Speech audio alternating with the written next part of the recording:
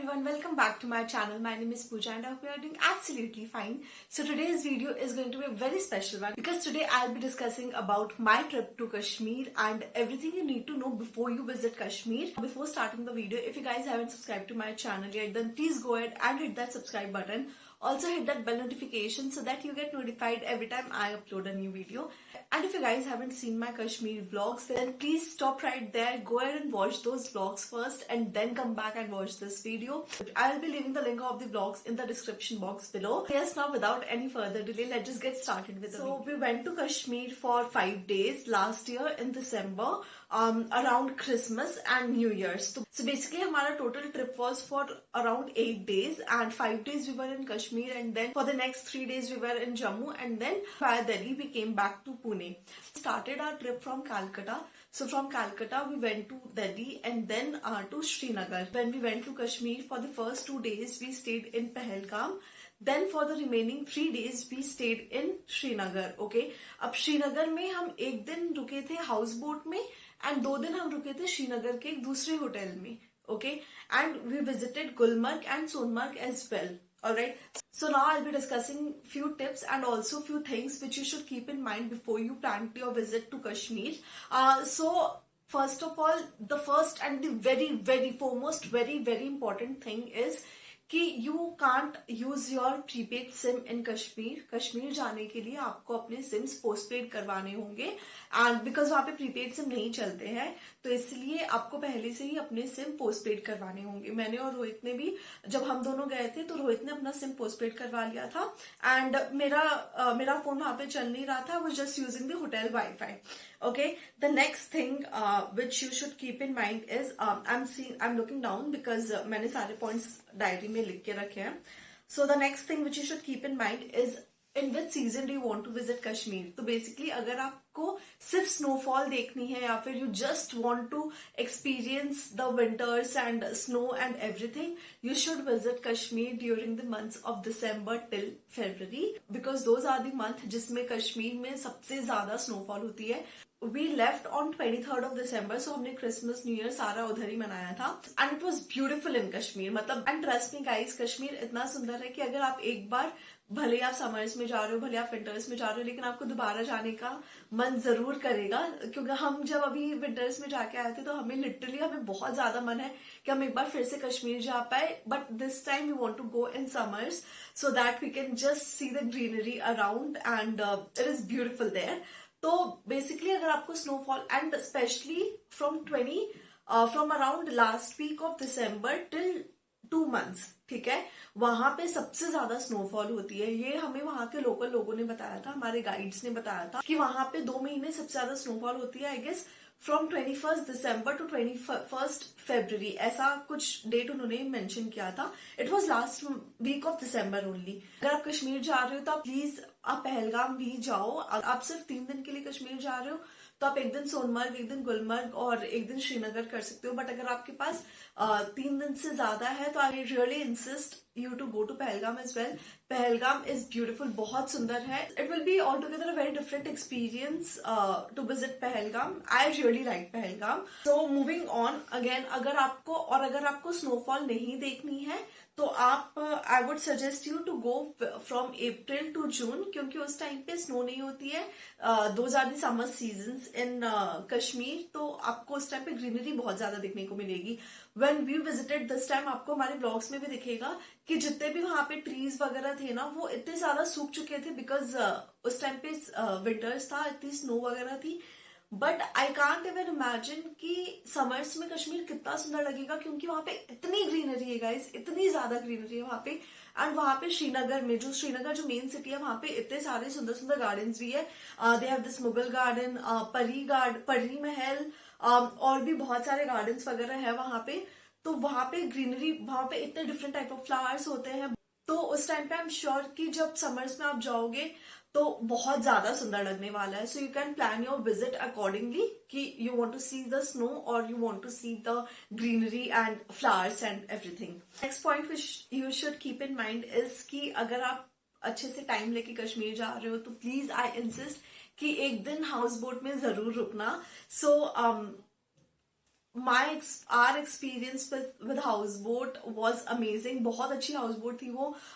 जो house boat के owner थे वो भी बहुत ज्यादा अच्छे थे, was very humble. Experience of staying in house boat is all together very different, and along with the shikara ride and everything, it is beautiful. तो आई रियली इंसिस्ट कि एक दिन का स्टे हाउस बोट में इज अ मस्ट। आप please please वो चीज करना। Next thing which is very very important, so what we did was we booked the entire trip via an agent. तो हमने ऐसे गूगल पे सर्च किया था, एंड कश्मीर के ही कोई एजेंट है, टूरिस्ट एंड ट्रैवल एजेंसी थी जिनका नंबर हमें मिला, एंड हमने उन्हीं से बुक करवाया था अपना पूरा package. If you want you can book yourself as well, but please make sure कि आप अपने टिकट्स और आप अपने होटल्स वगैरह ना पहले से बुक कर रहे हो, minimum for a minimum of 1.5 months to 2 months in advance. नहीं तो बाकी सारे ना सीजन टाइम पे, पीक टाइम पे क्या होता है, प्राइसेस बहुत ज्यादा हाई हो जाता है। आई स्टिल रिमेम्बर जब हम गुलमर्ग गए थे और जब हमारे साथ गाइड थे हमारे, उन्होंने मेरे को बताया था कि गुलमर्ग में जितने रिजॉर्ट्स थे या फिर जितने भी होटल्स वगैरह थे, वहां पे the prices go up till, अगर आप लास्ट मिनट पे बुक कर रहे हो तो प्राइजेस गोज अप टिल 10-15,000 पर नाइट, विच इज एक्सपेंसिव। सो अगर आप पहले से बुक करते हो तो आपको वो भी सस्ता मिलेगा। थिंग इज कि कश्मीर में बहुत बहुत बहुत ज्यादा बार्गेनिंग होती है। सो सपोज अगर आपने व्लॉग्स देखे हैं मेरे, तो आपको पता है कि जब हम पहलगाम गए थे तो पहलगाम में आपको जितने भी पॉइंट्स आप कवर करते हो ना, आपको घोड़े पे बैठ के करना होता है। प्लस पहलगाम में there is this one point जो मेन मार्केट का पॉइंट है, वहां से अगर आप सपोज चंदनवारी या फिर आरू वैली वगैरह भी जा रहे हो ना, तो आप अपनी गाड़ी में नहीं जा सकते, उनकी गाड़ियां अलग होती है, तो आपको वो उस गाड़ी में जाना होता है। ओके, तो बेसिकली ये जो गाड़ी, आप जिस गाड़ी में चंदनवारी वगैरह जाओगे ना, वहां पे the prices are fixed. Okay, वो लोग कम नहीं करते हैं। हमने ट्राई किया था बट वो लोग ने कम नहीं किया था, बिकॉज वो गवर्नमेंट के प्राइसेस होता है। बट जहां पे आप घोड़ों पे बैठ के जा रहे हो, ठीक है, अगर वो लोग सपोज 100 रुपए आपको बोल रहे हैं, तो आप प्लीज ट्राई करो कि 40 या 50 पे उनको लेके आओ। वहां पे बार्गेनिंग बहुत ज्यादा होती है, और वहां पे सब कोई ना एकदम प्राइस बहुत ज्यादा इंक्रीज करके बोलते हैं। इनफैक्ट जब आप गुलमर्ग जाओगे तो वहां पे भी गंडोला राइड का प्राइस इज फिक्स, बिकॉज वो गवर्नमेंट डिसाइडेड प्राइस है। ओके, एंड बट जो स्लेजिंग होती है, अगर आप कुछ और एक्टिविटीज कर रहे हो तो आप उनका प्राइजेस कम करवा सकते हो। लिटरली अगर वो आपको बोल रहे हैं 10,000 रुपए, तो आप डायरेक्टली 5,000 पे आओ या फिर 4,000 पे आओ। Same is the case with shopping. अगर जो भी लोकल्स वहां पे ना, आपको बहुत सारे ऐसे, जहां पे भी आप पॉइंट्स पे जाओगे, आपको बहुत जगह पे ना लोकल्स मिलेंगे जो लोग शॉल बेच रहे होंगे या फिर जो लोग बाकी लोकल चीजें वहां पे बेच रहे होंगे, तो आप उनसे भी आराम से आप बार्गेनिंग कर सकते हो, प्राइजेस कम करवा सकते हो। Thing which is really important is कि आप वहां पे प्लीज कैश कैरी करो, बिकॉज एक बार आप कभी कोई, जैसे गुलमर्ग में तो आपको एटीएम्स वगैरह मिल जाएंगे, बट अगर आप सोनमर्ग जा रहे हो या फिर अगर आप पहलगाम में अगर आप ऊपर जा रहे हो, you know, you are covering the points and everything, वहां पे आपको एटीएम्स नहीं मिलेंगे, एंड आपको हर टाइम पे कैश चाहिएगा, क्योंकि आप एक गाड़ी से उतर के आप, अगर वो लोग बोलेंगे कि ये गाड़ी अब आगे नहीं जाएगी, आपको अगर घोड़े करने या अगर आपको दूसरी गाड़ी करनी है, तो आपको हर चीज में आपको कैश देने को चाहिएगा। तो इसलिए इट इज रियली इंपॉर्टेंट कि आप कैश, आपके पास कैश हैंडी हो, आप कैश कैरी करो अपने पास। बाकी नीचे तो जैसे श्रीनगर में या पहलगाम में आपको एटीएम्स मिल जाएंगे, बट अगर आप पॉइंट्स पे जा रहे हो तो आपको नहीं मिलेगा, and you will need cash. रही बात, अगर सपोज आपके पास बूट्स नहीं है या फिर आपके पास जब आप गुलमर्ग जा रहे हो तो वाटरप्रूफ जैकेट्स वगैरह जो होती है, अगर सपोज आपके पास वो नहीं है, तो गुलमर्ग में और सोनमर्ग में आपको वो जैकेट्स रेंट पे मिल जाएगी नीचे। गुलमर्ग जब आप जाते हो तो आप पहले एक टनमर्ग बोल के पॉइंट आता है, पहले वहां पे रुकते हो, देन वहां से आप गाड़ी करके गुलमर्ग ऊपर जाते हो। ओके, तो वहां पे आपको रेंट पे जैकेट्स और बूट्स मिल जाएंगे। Same is the case with Sonmarg. Sonmarg में भी आपको इजीली जैकेट्स और बूट्स रेंट पे मिल जाएंगे। द नेक्स्ट थिंग इज कि अगर आपको मोशन सिकनेस है, प्लीज आप अपनी बेसिक मेडिसिन जरूर कैरी करो, बिकॉज आपको बहुत ट्रैवल करना पड़ेगा, यू नो, इधर बीट एंड गुलमर्ग या फिर सोनमर्ग भी अगर आप जा रहे हो, पहलगाम में भी पॉइंट्स टू पॉइंट्स अगर आप जब कवर करते हो तो आपको ट्रैवल करना पड़ता है, राइट? तो उस टाइम पे मोशन सिकनेस हो सकती है बहुत लोगों को।